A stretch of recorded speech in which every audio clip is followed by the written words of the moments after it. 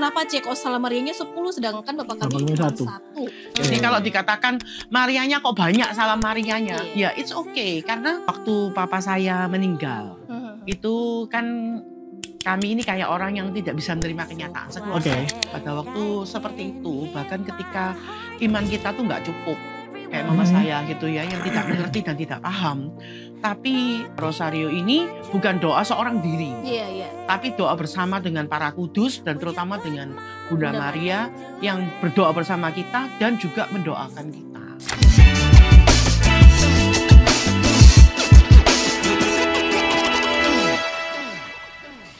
Kembali lagi di Celoteh Domba. Kali ini saya ditemani oleh Kak Maria. Welcome back ya Kak Maria ya. Sudah lama ya. Bener, lama banget ya ketemu ya Kak Maria. Betul sekali. Kangen loh sama Celoteh Domba. Nah Kak Mar, baliknya kok pas sama bulan Maria ya sebenarnya? Ya kalau dipikir-pikir mungkin sesuai nama kali ya. Nah karena bulan Maria kita bahas soal Rosario aja gimana? Benar, kebetulan ya Mir ya. Saya juga udah bawa gimmicknya udah bawa guys. Iya, cantik banget. Gimmicknya udah bawa. Wow. Oh warnanya sama Kak Mar? Iya, ada tulisan Fatima lagi. Wow. Ini kalau bisa di zoom cantik banget nih. Dijual Kak Mar? Enggak ya?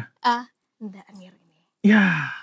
Tapi kalau kalian mau beli bisa nanti dimasukin linknya ke bawah. Oke Kak Mar, kita mau bahas soal Rosario. Gimana nih dengan Rosario nih? Menarik sebenarnya. Sebenarnya kan event ini kan cuma setahun 2 kali ya. Betul. Setahun 2 kali bulan Mei dan bulan Oktober. Bulan Mei dan Oktober.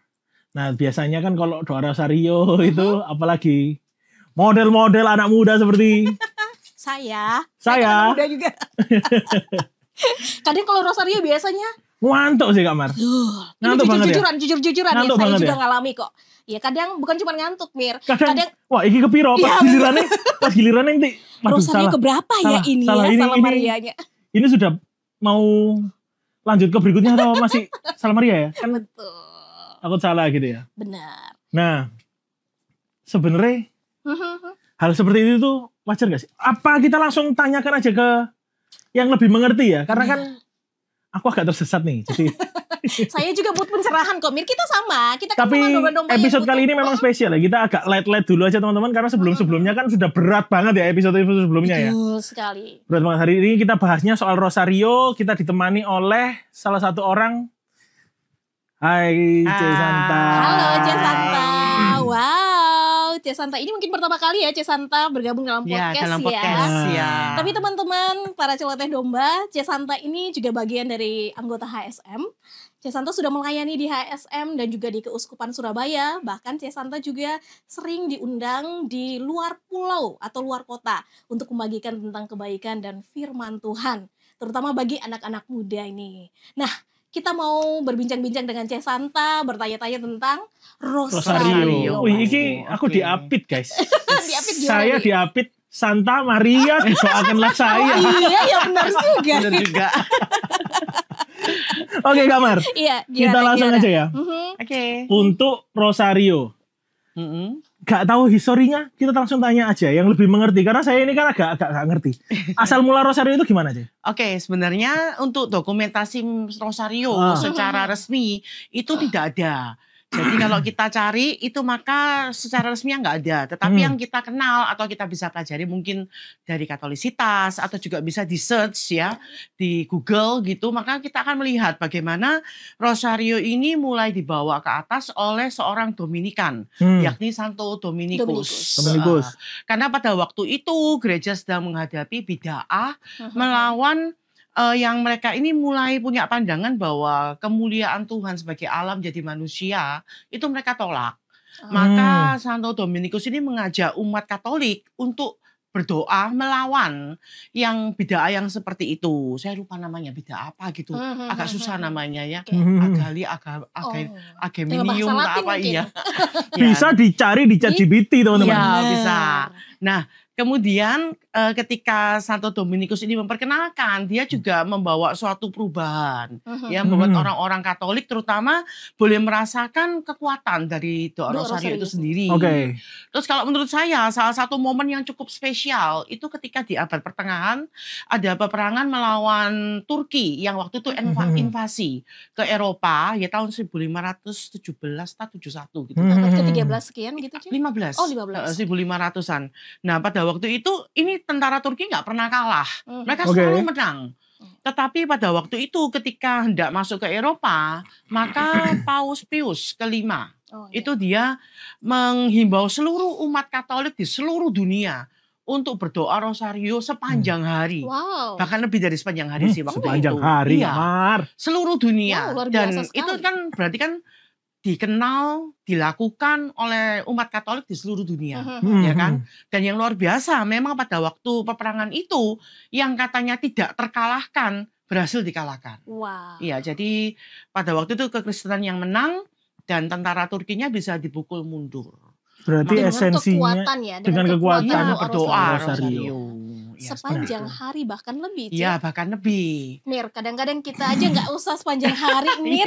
Satu peristiwa aja itu bisa ngantuk ya, Mir. Nggak usah doa rosario, Kak Mar. Kita doa biasa aja loh, nggak doa kadang tiap hari. Apa sih yang menyebabkan kita bisa kayak gitu? Nah, Cek, apa yang bisa menyebabkan kadang itu ya, kita ya, ya ini termasuk doa kontemplatif ya kalau dibilang rosario ini ya.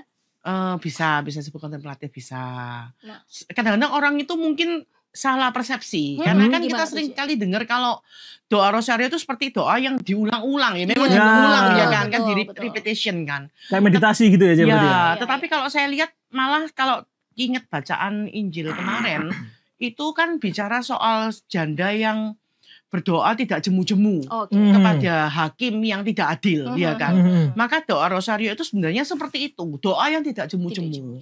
Bukan soal repetitionnya, pengulangannya, tetapi suatu bentuk iman. Maka itu doa tidak jemu-jemu yang justru Yesus sendiri yang ini ya himbau untuk dilakukan. Makanya dia pakai perumpamaan janda yang berdoa tidak jemu-jemu itu. Jadi rosario ini membawa kita untuk bisa berelasi lebih intim kepada Tuhan. Dan kayak tadi yang peristiwa pertama kan Santo Dominikus kan pakai rosario ini, berdoa rosario ini untuk supaya melawan bid'ah yang tidak mengakui Yesus sebagai Allah yang menjadi manusia. Maka sebenarnya doa rosario ini membawa kita untuk lebih mengalami Tuhan dan mengakui dia sebagai Allah kita. Nah, ini ada pertanyaan menarik, Cik. Apa dia? Barusan kepikiran ya. Jadi kan banyak juga orang-orang mengira bahwa doa rosario, doa Salam Maria itu ditujukan untuk Bunda Maria. Ya, banyak yang salah kaprah begitu. Apalagi yang dari keyakinan lain, non Katolik ya. Yang Katolik aja masih banyak yang juga mikir gitu. Iya, Itu bisa diluruskan sedikit nggak? Ya, oke. Sebenarnya seperti yang saya katakan tadi dari awal aja tujuannya untuk mengakui Yesus sebagai Allah yang menjadi manusia. Ya, dan untuk kelanjutannya dan ketika kemudian itu kan aslinya dihayati dari kitab Mazmur. Awalnya begitu. Dari kitab Mazmur. Jadi benar-benar ditujukan untuk kemuliaan Tuhan. Tetapi kemudian dibentuk dalam bentuk Bapa Kami dan Salam Marianya banyak ya toh, sehingga seakan-akan kayaknya Bunda Maria yang ditonjolkan. Tetapi kalau kita pelajari sebenarnya kan semua doa itu termasuk doa Salam Maria itu kan sebenarnya menyatakan kemuliaan Tuhan. Ya kan, lalu semua peristiwa ada peristiwa sedih, peristiwa gembira, peristiwa mulia, dan terakhir kan 2002 itu peristiwa terang ditambahkan. Semuanya itu mengacu kepada peristiwa-peristiwa yang memuliakan Tuhan. Ya, coba nih misalnya peristiwa gembira.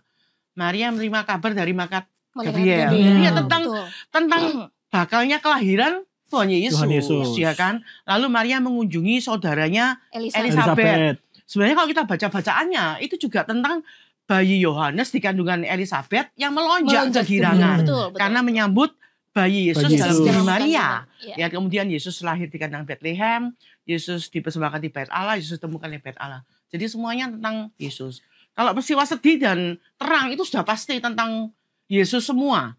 Ya, kisah sengsara Kristus sama peristiwa terang yang dimana Yesus menjadi terang bagi kita. Ya, Yesus dibaptis, Yesus mengadakan mujizat di perjamuan di Kana.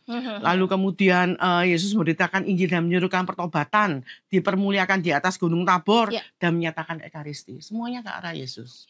Berarti memang itu cuma buat menjembatani kita lebih dekat ke Tuhan. Berarti di sini kalau saya boleh highlight ya, Ce ya. Tadi apa yang Cece sampaikan itu yang terkadang membuat kita itu mungkin merasa bosan, mungkin merasa ngantuk ya. Kita para domba-domba ini waktu mendoakan Salam Maria itu atau Rosario ya, karena kita belum terlalu paham esensi atau makna dari Rosario itu sendiri.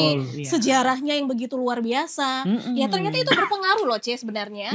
Ketika kita mengetahui sejarah, maka itu akan mendorong kita untuk lebih memaknai. Karena kita bisa paham. Benar. Apalagi kalau doa Rosario yang di lingkungan Kak Mar. Oh iya. Tergantung rumahnya di mana, makanan enak atau tidak.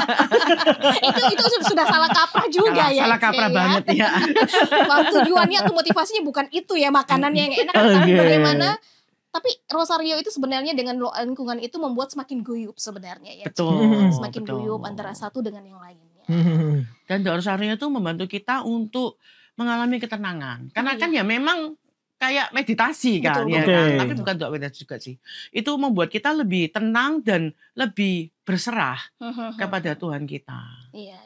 Jadi lebih untuk penguasaan diri juga aja. Iya, membantu kita juga dalam penguasaan diri. Karena kalau doa Rosario tuh alangkah indahnya juga kita sisipin doa. Jadi misalnya kalau berdoa itu yang pertama ya, peristiwa pertamanya tadi gembira.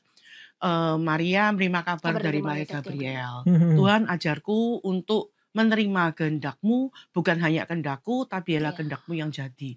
Itu ucapin aja. Pertama kali saya mengucapkan, itu berat loh. Ngomong, biarlah kehendak-Mu yang jadi. Itu ulu hati saya nggak enak loh sebenarnya.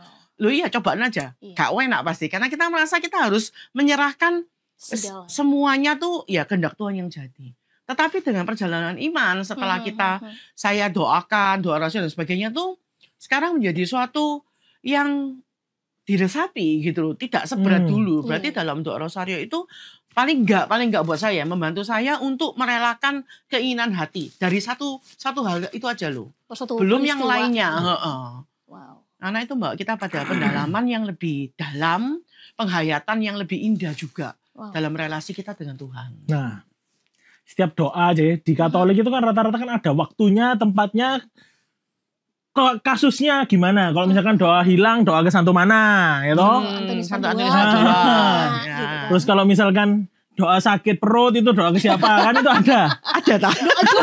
Doa jodoh juga ada gitu ya. Doa jodoh juga ada ke malaikat. Malaikat Rafael. Nah, kalau doa Rosario ini sebenarnya Rosario ini lebih ke segala hal loh sebenarnya. Wih, all in berarti. Benar, iya. Lintas masalah. Wow, ini dahsyat sekali ya. Jadi nggak terfokus pada satu perkara aja. Enggak, bahkan kalau kita nggak ada masalah pun ya berdoalah Rosario. Karena itu akan membantu seperti saya katakan tadi, menumbuhkan iman kita dan kecintaan kita kepada Tuhan. Tadi Cece saya dengar tuh kayak hafal banget ya, peristiwa gembira, peristiwa sedih, ya, dan itu biasanya kan ada 5 itu dari setiap peristiwa itu ya. Cece Santa ini hafal sekali. Iya, hafal karena tiap hari saya berdoa Rosario. Wow. Tiap hari sih. Iya, karena dulu rumah saya kan di daerah timur Surabaya. Terus kerja saya tuh di daerah barat. Nah, sepanjang perjalanan tuh ya jujur ya, kalau nggak diisi tuh ya mikirnya bisa nggak karu-karuan loh. Betul. Ya tahu daripada mikir yang enggak, akhirnya saya putuskan saya berdoa Rosario saja. Wow. Maka mana ya tadi ya? Oke. Oh iya itu. Jatuh. Rosario saya enggak bentuk kalung, yang itu saya pajang di mobil. Di ininya. Tapi kalau saya doanya pakai yang cincin. Yang gini, karena kan sambil nyetir. Saya pernah tanya sama Romo, apakah boleh? Karena kan sambil melakukan sesuatu kan. Tetapi Romo dan beberapa pembimbing itu menyatakan enggak apa-apa. Karena yang penting hati kita juga tetap fokus ya kan. Jadi enggak sembarangan juga. Dan itu sangat membantu. Karena tiap hari didoakan. Hafal. Ya toh. Jadi orang Katolik enggak hafal Rosario. Ya kan, nanti kalau disuruh doa gelagapan. Wah, aku kan gimana ya? Tolong ya, dimasukin itu animasinya gitu ya. Jadi orang Katolik masa nggak tahu doa Rosario ya kan? Paling nggak hafal. Lalu yang kedua ya manfaatnya kayak tadi itu. dari satu peristiwa aja saya belajar untuk penyerahan diri. Iya, terus waktu Maria mengunjungi saudara Elizabeth, itu saya selalu doakan, Tuhan biarlah orang yang melihatku, bertemu denganku, itu melonjak kegirangan. Bukan karena aku, tapi karena Engkau yang ada di dalamku. Nah, itu selalu saya doakan. Jadi pada akhirnya semua doa-doa itu dalam doa rosario itu, menurut saya sungguh-sungguh membawa saya lebih mengalami Tuhan secara lebih intim, lebih dalam, dan terutama karena juga bersama dengan Bunda kita sendiri, bersama Bunda Maria. Ya, jadi kita tuh nggak berdoa sendirian gitu loh, tapi bersama dengan Bunda Maria juga berdoa bersama dengan kita. Luar biasa. Nah itu pernah nggak sih? Misalkan ya, kan sudah doa nih, setiap hari rosario, merasa dikuatkan, terus dapat masalah, apakah ada kayak sharing dikit untuk misalkan, aku ada masalah tapi dengan aku berdoa rosario menjadi lebih gimana? Berapa waktu yang lalu, sebenarnya bukan berapa yang sudah lama sih. Waktu papa saya meninggal, itu kan kami ini kayak orang yang tidak bisa menerima kenyataan sekeluarga. Ya, karena waktu papa dibilang kena cancer, sempat hilang, lalu kumat lagi dan dokter bilang tinggal 3 bulan. Tapi kami kayak orang nggak terima kenyataan. Jadi Desember ditanyai, Papa kurang berapa lama? 3 bulan. Januari ditanyai jawabannya 3 bulan. Februari ditanyai pun kita juga jawabnya 3 bulan. Jadi kayaknya kita memang sekeluarga tuh tidak mau menghadapi gitu loh. Jadi ketika Papa benar-benar nggak ada, itu kita sangat kehilangan, shock ya. Terutama mama saya. Dan kalau saya boleh lihat, mama saya ini kan jadi Katolik itu karena ikut Papa. Jadi imannya memang masih sangat dangkal. Ya kan, jadi kami sekeluarga itu juga kesulitan untuk ngomong sama mama, gak apa-apa, nanti ketemu lagi di surga. Itu susah gitu loh, karena kan dia gak paham gitu loh, masih belum paham. Tetapi saya ingat sekali waktu itu orang-orang lingkungan itu datang. Mereka datang ya, orang Katolik berdoa apa kalau gak berdoa rosario, novena, ya kan. Kayaknya suatu doa yang ya tadi itu kayak diulang-ulang, repetition gitu. Tetapi itu membawa kedamaian loh, membawa ketenangan. Mama saya yang nangis sampai ya nggak tahu apakah doanya ini membius lagi mana ya. Tetapi ternyata memang akhirnya membuat mama saya bahkan nggak ngerti doa rosario itu apa. Dia mungkin doa Bapak kami Salam Maria aja belum hafal. Tapi kemudian dia bisa tenang. Dia bisa tenang, bisa berhenti nangis. Terus ya saya kan ngelihat di ruang tamu itu ya, saya merasakan bahwa ya pada waktu seperti itu, bahkan ketika iman kita tuh nggak cukup, kayak mama saya gitu ya, yang tidak mengerti dan tidak paham. Tapi doa bersama dengan Bunda Maria kepada Tuhan itu memberikan suatu ketenangan, kedamaian yang melampaui segala akal. Yang nggak make sense kan waktu itu sebenarnya, betul. Tapi memberikan jawaban buat mama saya yang bahkan belum paham sepenuhnya akan hal itu. Itu salah satu pengalaman buat saya melihat bahwa wah doa rosario ini benar-benar powerful. Melampaui yang bisa kita bayangin juga. Tadi berbicara tentang repetisi dan lain sebagainya itu kan kita tahu ya di dalam satu ya mungkin teman-teman yang di rumah ya udah tahu ya bahwa di dalam doa rosario ini kan satu peristiwa, 1 kali Bapa Kami dan 10 kali Salam Maria gitu kan. Itu kenapa Salam Marianya 10 sedangkan Bapa Kami cuma 1. Ya, ini sebenarnya cuma salah satu bentuk yang ditentukan oleh para bapak gereja untuk memudahkan kita. Kalau Bapak Kaminya 50 habis nafasnya biasanya. Betul juga. Terutama kalau kita ngomong sama anak-anak muda ya kan. Tetapi intinya adalah bahwa bersama Maria kita datang kepada Yesus. Jadi kalau dikatakan Marianya kok banyak Salam Marianya, ya it's okay karena justru kita itu berdoa bersama Bunda Maria kepada Yesus. Yesus per Mariam. Jadi bersama Maria kita datang kepada Yesus. Makanya doa rosario ini bukan doa seorang diri. Tapi doa bersama dengan para kudus dan terutama dengan Bunda Maria yang berdoa bersama kita dan juga mendoakan kita. Makanya kenapa Salam Maria lebih banyak. Berarti perlu digarisbawahi ya itu ya. Supaya untuk edukasi teman-teman kita yang di luar sana yang masih bingung. Kenapa? Kok 10 Salam Maria. Terus juga apakah Bunda Maria ini disembah? Atau bagaimana posisinya Bunda Maria ini di agama Katolik bagaimana? Itu harus digarisbawahi juga. Mungkin nanti kita itu bisa jadi pembahasan lebih lanjut. Iya, lebih lanjut. Mantap kayaknya. Tapi tadi jadi terbukti kan waktu C. Santa bilang ketika mamanya C. Santa dalam serinya C. Santa tadi bagaimana caranya kita menjelaskan ke mama, Iya. apalagi masih baru di dalam kekatolikan. Setelah 10 Salam Maria itu didaraskan gitu ya, di situ kita tahu ya bahwa ada kata-kata yang cukup menguatkan. Salam Maria, penuh rahmat, ada Tuhan yang menyertai engkau. Iya.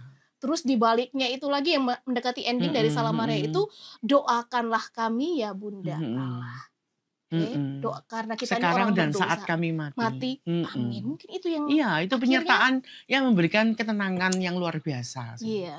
10 kali dikali 5. 50. Iya. Tapi di HSM juga setiap bulan Rosario itu juga sering ngadain doa kelompok kok. Iya, benar. Teman-teman sering ngadain, kadang-kadang per kelompok ada yang per sel juga loh. Benar. Di sel saya itu malah sel ada kelompok juga. Oh wow. Kayak mereka. Tapi doa Rosario itu memang sudah jadi identiknya bagi kita agama Katolik ya, bahwa kita itu juga menghormati Bunda Maria sebagai bunda yang mengandung Tuhan Yesus dan juga yang menjadi perantara kita. Betul sekali. Menghormati ya Kak Maria. Menghormati. Iya. Dan sebenarnya kata-kata di dalam doa Salam Maria kan juga kata-kata yang diambil dari kitab suci, bukan sembarangan. Jadi memang benar-benar yang disadur dari kitab suci sendiri. Salam Maria, penuh rahmat Tuhan sertamu, terpujilah engkau di antara wanita, dan terpujilah buah tubuhmu Yesus. Itu kan bukan karangan kita orang Katolik, tapi memang yang dikatakan Malaikat Gabriel kepada Bunda Maria sendiri. Jadi sah, ya kan? Iya benar. Kalau masih mau pertanyakan ya, kata-kata dalam Salam Maria. Nah, para domba udah tahu ya bahwa itu semuanya diambil dari kitab suci di dalam peristiwa gembira, terutama ya ketika Malaikat Gabriel datang membawa kabar gembira bagi Bunda Maria. Jadi dan bait berikutnya pun kan doakanlah kami. Iya betul sekali, doakanlah kami ya Bunda Allah. Itu luar biasa banget. Berarti harus kita itu kalau doa Rosario, doa Salam Maria itu berarti kita berdoa bersama Bunda Maria. Bersama Bunda Maria. Bukan kepada Bunda Maria ya. Sebenarnya lebih tepat bersama Bunda Maria. Bersama Bunda Maria. Kalau di dalam bahasa Indonesia bersama dan kepada itu sangat berbeda. Iya sih. Kalau kita memperdalami lebih lagi, kepada dan bersama itu berbeda gitu kan. Iya. Nah tadi kita sudah itu ya bahwa di komunitas HSM pun karena kita memang komunitas walaupun kita karismatik Katolik, tapi kita pun tetap Rosario betul, karena memang kita banget. Ya Katolik. Iya betul, Rosario banget malah kalau menurut saya. Betul. Sebenarnya semakin kita dipenuhi oleh Roh Kudus, kita akan semakin menghargai Bunda Maria dan gereja kita. Betul. Ya kan logikanya kan kita harus menghormati orang tua tuh sih. Iya. Apalagi orang tua Yesus. Iya. Lah iya. Ibu lagi yang mengandung lagi ya. 9 bulan itu nggak mudah gitu. Betul. Bukan cuma mengandungnya aja. Kita boleh bayangkan ya kalau Bunda Maria itu sebagai ibu Yesus yang membesarkan Yesus dari anak-anak. Yesus tuh ya jangan disangka manis-manis terus loh. Dia tuh ya nangis, dia tuh ya mungkin pup ya kan, dia juga melakukan hal-hal yang manuver sebagai bayi manusia. Gitu loh. Sebagai manusia. Dan pergumulan Maria adalah ketika dia mungkin nyebokin, ketika dia nyusuin, ketika dia marahin, mungkin dalam pemikiran dan benak nanti juga akan muncul suatu pertanyaan, bener Tani, ini anak tuh benar-benar Allah ya. Jadi itu suatu pergumulan yang menurut saya merupakan cermin dari seseorang yang terus bergumul dalam iman. Dan itu adalah kita semua. Kita semua juga bergumul dalam iman kita. Tapi bagaimana Maria itu jadi teladan. Makanya Maria itu kalau dibilang itu adalah blueprint gereja. Gambarannya gereja yang seharusnya. Gereja sebagai umat Allah. Nah itu kita. Bagaimana kita mesti mengimani Yesus, percaya walaupun tidak mengerti, dalam ketidakpahaman, itu kita bisa melihat pada Maria. Karena dia adalah gambaran dari gereja sebagai umat Allah. Dalam ketidakberdayaannya, tidak pengertiannya, dia itu tetap mengikuti Yesus. Tetap menjadi bagian dari rencana Allah. Dan Maria itu nggak cuma berhenti ketika Yesus masih hidup. Ya kan? Ketika dia pelayanan, dia juga ngikut. Ketika dibawa kayu salib pun Maria juga ada. Bahkan setelah Yesus sudah nggak ada. Sudah meninggal nih. Ketika peristiwa pencurahan Roh Kudus di upper room, di ruangan atas, para murid menerima Roh Kudus, itu Maria juga ada di sana. Baca aja di kisah 1. Ya biasa di foto-foto yang digambar. Iya, itu ada Bunda Maria. Ya. Artinya Maria tuh nggak gitu loh. Ya udah aku sudah nggak ada, bye-bye guys. Nggak gitu loh. Dia tuh tetap mengikuti perjalanan gereja. Makanya dia adalah blueprint buat kita. Gambaran bagaimana umat Allah tuh harus bersikap dan bertindak sebagai gereja, sebagai mempelai Kristus. Iya, betul. Ya, bahkan melebihi kematian. Ya kan melintasi ketika Yesus sudah nggak ada, Maria tetap menyertai gereja. Wah, dari kecil dirawat, dibawa ke pasar, hilang pula Yesusnya. Ternyata ujung-ujungnya ketemu di mana? Di bait Allah. Iya. Setelah butuh waktu ya, butuh hari, beberapa hari, 3 hari ya. Untuk anak hilang Kak Mar 3 hari Kak Mar. Gimana nggak stres Bunda Maria? Mana anaknya ketemu ngomong, ngapain cari aku? Nah, tapi pada saat itu aku merasa bahwa Bunda Maria pun juga, aduh anakku di mana, tapi dia juga berdoa ya, karena hatinya itu melekat kepada Tuhan. Betul. Di dalam kepanikannya dia, di dalam kebingungannya dia, pasti dia pun tetap bergumul bersama dengan Tuhan. Bergumul bersama Tuhan. Iya. Tapi dari kisahnya Bunda Maria kita bisa tahu ya bahwa Bunda Maria pun juga mengerti bagaimana aku nih pernah loh berada di posisimu ketika kamu sulit. Iya, betul. Aku pernah. Tapi sekali lagi Tuhan tuh seperti kayak mengkultuskan ya, memilih atau menguduskan satu orang ini yang benar-benar dipercayakan untuk mengandung tadi putra Allah, untuk nantinya menjadi penjembatan kita atau perantara kita dengan putranya. Betul sekali. Wow, amazing. Wih, ternyata dalam ya. Dalam, ya. Langsung. karena dulu saya tuh karena di daerah saya itu dari Flores gitu kan. Itu sangat kental dengan doa Rosario. Bahkan di sana pun juga ada lagu-lagu yang namanya aja nama Maria. Gimana tidak kental? Tapi saya tanya ke Bapak kan, kenapa saya dinamain Maria? Ya karena saya lahirnya di bulan Mei. Oke. Di bulan Maria gitu kan. Ya memang ya di tengah-tengah bulan itu ya saya lahir ke dunia. Makanya dipilih nama Maria. Gitu kan. Kita harus jajar di Santa Maria. Oh, Santa Maria. Doakanlah kami. Karena ada Santa dan Maria terjadilah miracle gitu. Oh iya benar-benar terjadilah miracle. Ini luar biasa loh. Nama itu adalah doa loh. Jangan salah gitu. Bukan suatu kebetulan. Bukan suatu kebetulan kita berkumpul di sini. Iya, betul. Santa Maria maka akan mendapat miracle. Kalau saya boleh sharing sedikit. Boleh. Silakan. Bunda Maria ini yang membuat saya tetap setia dalam kekatolikan saya. Wow. Iya, jadi karena buat saya dulu ketika awal-awal mengenal Tuhan Yesus, itu sulit buat saya untuk nggak tahu kenapa untuk mengakui Yesus sebagai Tuhan. Walaupun saya udah diajarin, udah tahu juga ya toh, tapi saya tahu dalam kedalaman hati saya tuh masih ada suatu pertanyaan dan keraguan gitu loh. Itu saya sampai pengakuan dosa karena hal iya kan nggak ngaku Yesus sebagai Tuhan kok ngek gitu. Dan itu butuh waktu yang lama. Nah, di dalam ketidakpengertian saya yang cukup lama itu, perjalanan iman saya sampai bisa mengakui Yesus sebagai Tuhan, itu Bunda Maria yang menguatkan saya. Loh kok bisa? Karena saya mikir logikanya gini, kalau Yesus itu kan Tuhan, ya kan, dia bisa semuanya gitu loh, menurut saya ya.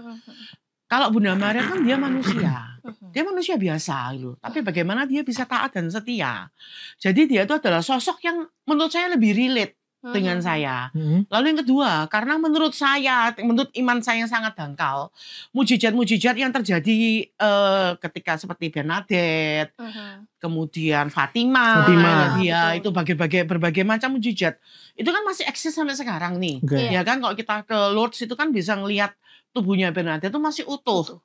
Dan menurut pemikiran saya waktu itu, kalau Bernadette itu terjadi mujizat badannya masih utuh sampai sekian puluh tahun bahkan ratusan tahun, berarti Bunda Maria ada, ya kan? Kalau Bunda Maria ada, berarti Yesus ada. Oh iya. Maka akhirnya ketika saya itu melihat mujizat-mujizat itu yang terjadi, saya bisa menghubungkannya kepada Tuhan Yesus dan bisa bertahan dalam kebodohan saya waktu itu, dalam kesulitan untuk mengakui Yesus sebagai Tuhan.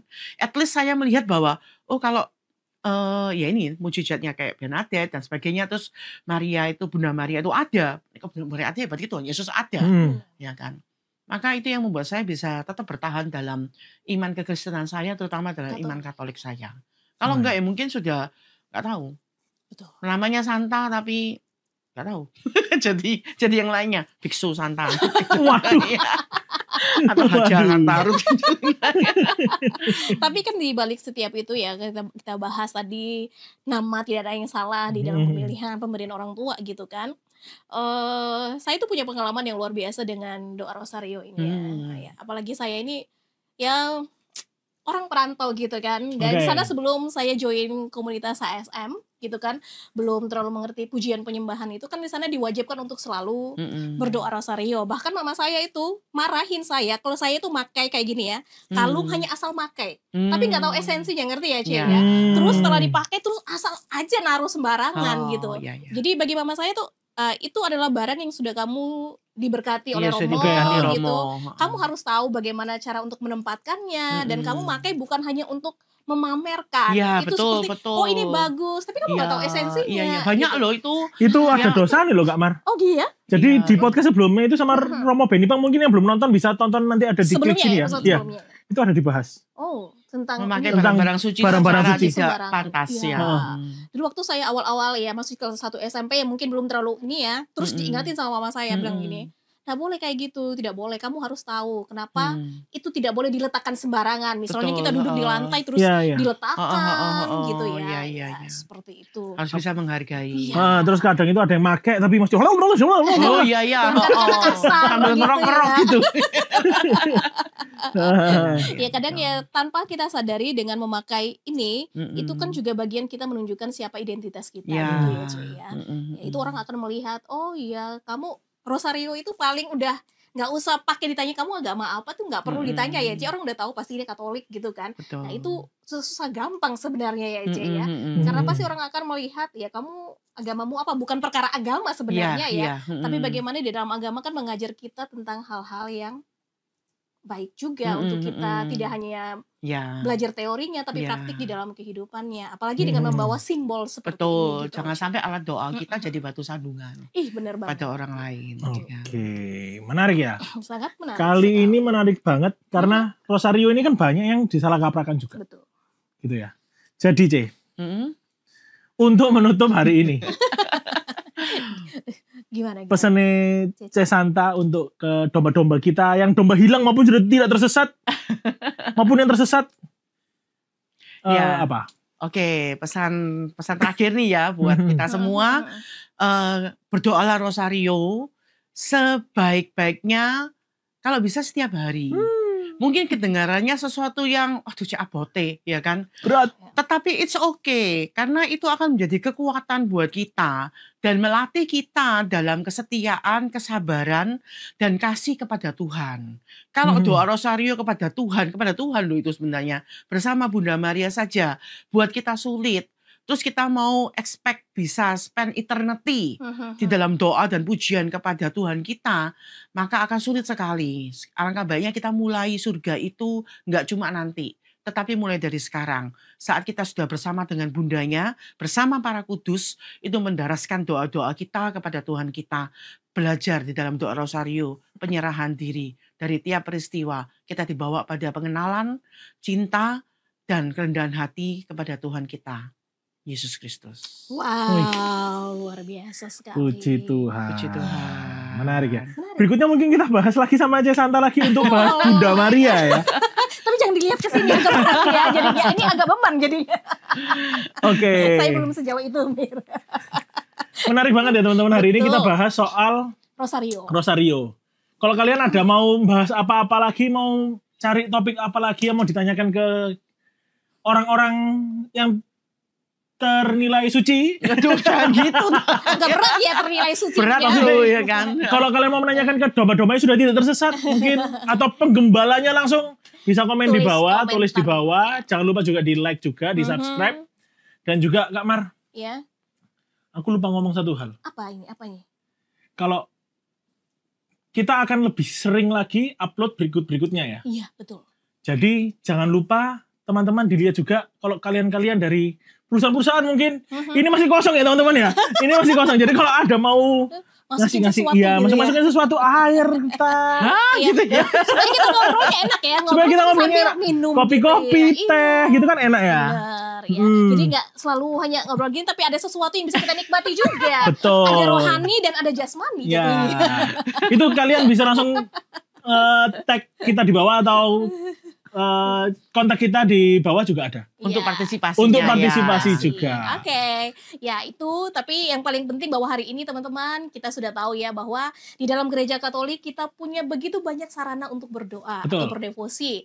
Nah, di bulan Oktober kita memiliki yang namanya doa Rosario, yang pastinya saya percaya di setiap gereja, di setiap paroki menganjurkan kita untuk selalu berdoa Rosario bersama. Entah itu di lingkungan, entah itu di KUB, entah itu di dalam komunitas, pasti kita itu selalu diingatkan untuk melakukan doa Rosario. Jadi kembali lagi bahwa doa Rosario ini supaya tidak membuat ngantuk adalah kita harus tahu esensi atau maknanya. Betul sekali. Ya, mengapa kita harus berdoa Rosario? Kalau itu sudah kita tahu pasti seperti C. Santa tadi yang sudah sharing, setiap hari itu berdoa Rosario sampai hafal semua peristiwa-peristiwanya. Orang Katolik kok nggak hafal doa Rosario. Tapi kalau sudah ngerti tapi masih ngantuk, bertobatlah. Oke, sekian dari sudah dekat ya. Iya, kerjaan dari sudah dekat ya. Oke, sekian dari kami. Sampai jumpa di Celoteh Domba berikutnya. Bye.